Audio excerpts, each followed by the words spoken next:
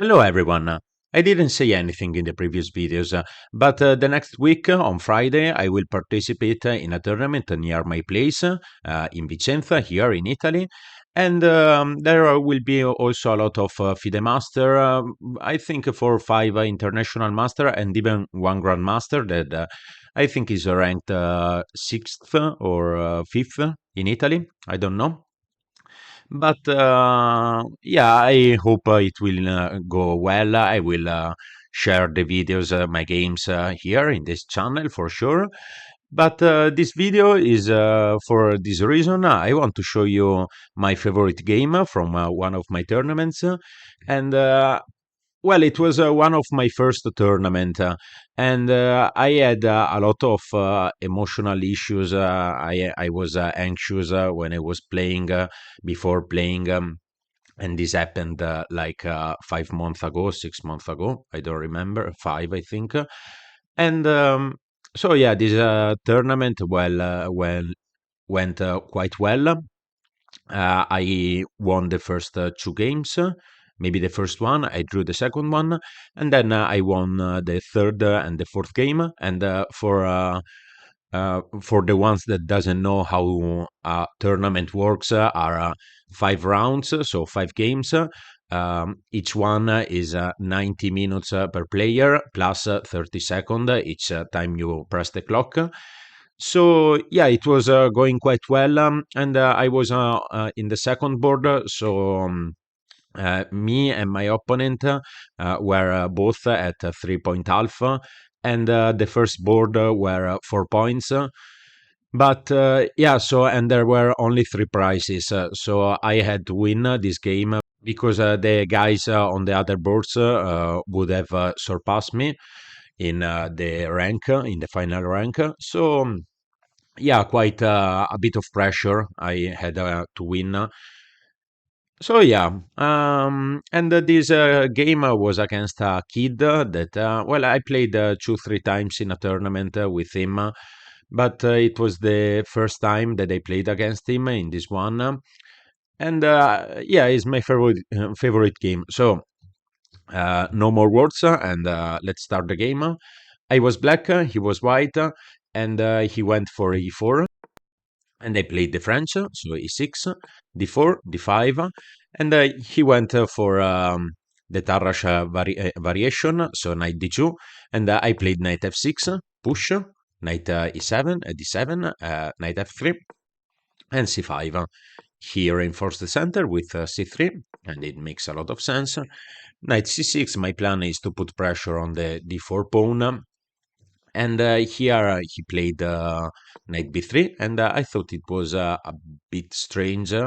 I thought about playing c4, but I wasn't sure after let's say c4, knight back, and b3. I didn't want to deal with. Well, here I have to take, and I didn't want to deal with these 2 pawns. Then his rook would have become active. So I decided to wait, and I played bishop e3.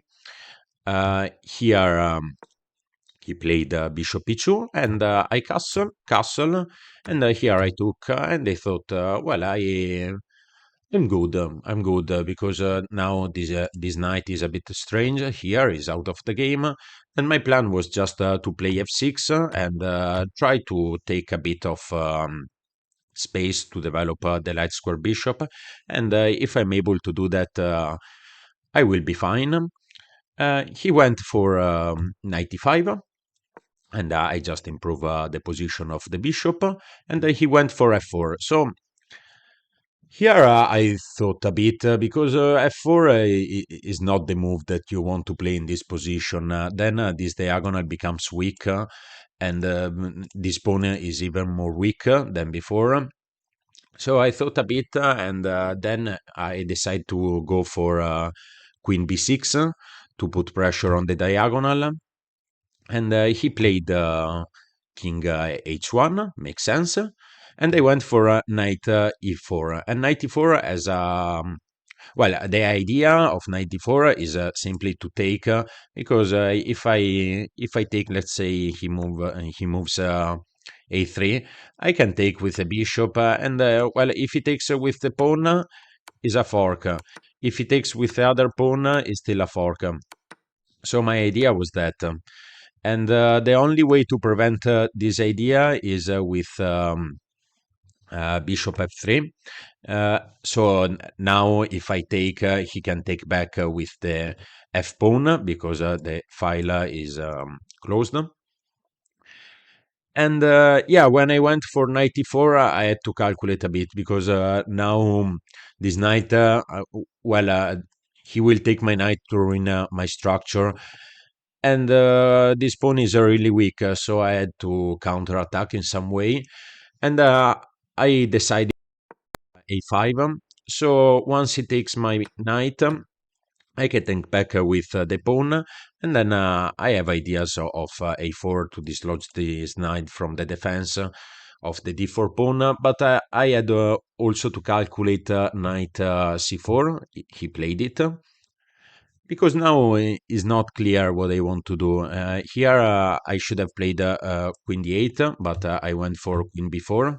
I didn't see so much difference, but here he has knight b2, knight d2, sorry.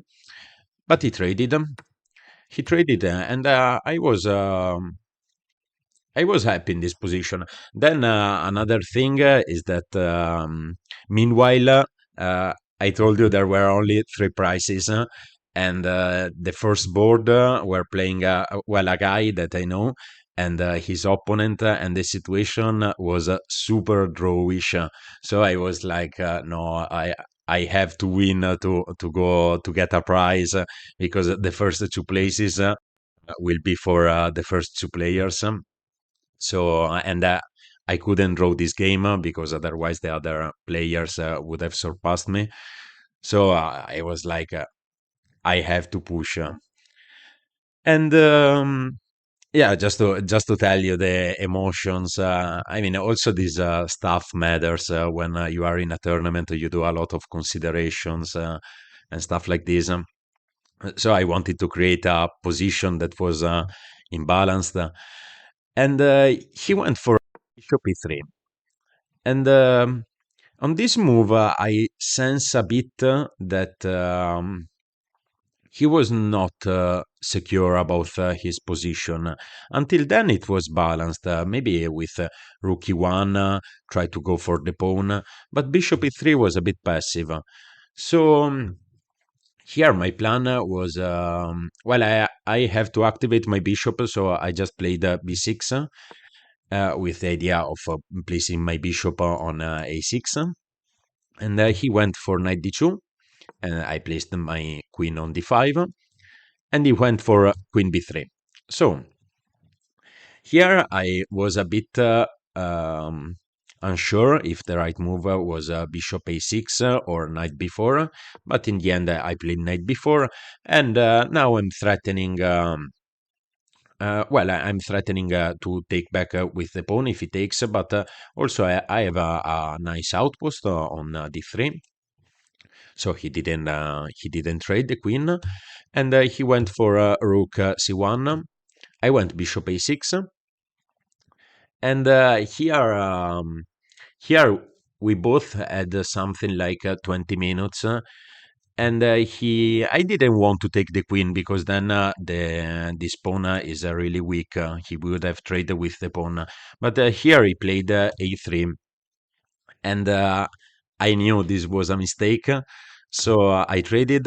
He traded, and I placed my knight on d5. He went for uh, bishop g1 because then this also here this pawn will fall, but I can also push. He went for bishop g1, and well, I could have take probably the this pawn, but first I push. I pushed because now I'm threatening a4 that traps the knight, and well, he went for rook c6, but even here at this point, the first two board. There was a guy blundered a piece, so the other one was winning, and well, at that point, if I win this game, I have 4.5 point out of 5. So so I knew that I had the second place. And here I thought a bit because I don't know. There are some strange things like I wasn't sure if pushing was good.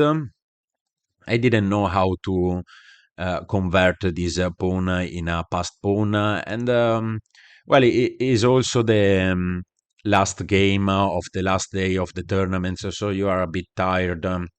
Then all these emotions while you are playing, and yeah, so yeah, it is not an online game that if you lose, you do another game. A lot of stress. Here, I thought a bit. I had 15 minutes, and I calculate. I think the sequence that I am prouder of my entire chess career. And here, first I play a4 to kick away the knight. Only move knight c1. I played all these with 3 minutes. I thought for 12 minutes, and then I went. I didn't go for e2, but I went for bishop b7.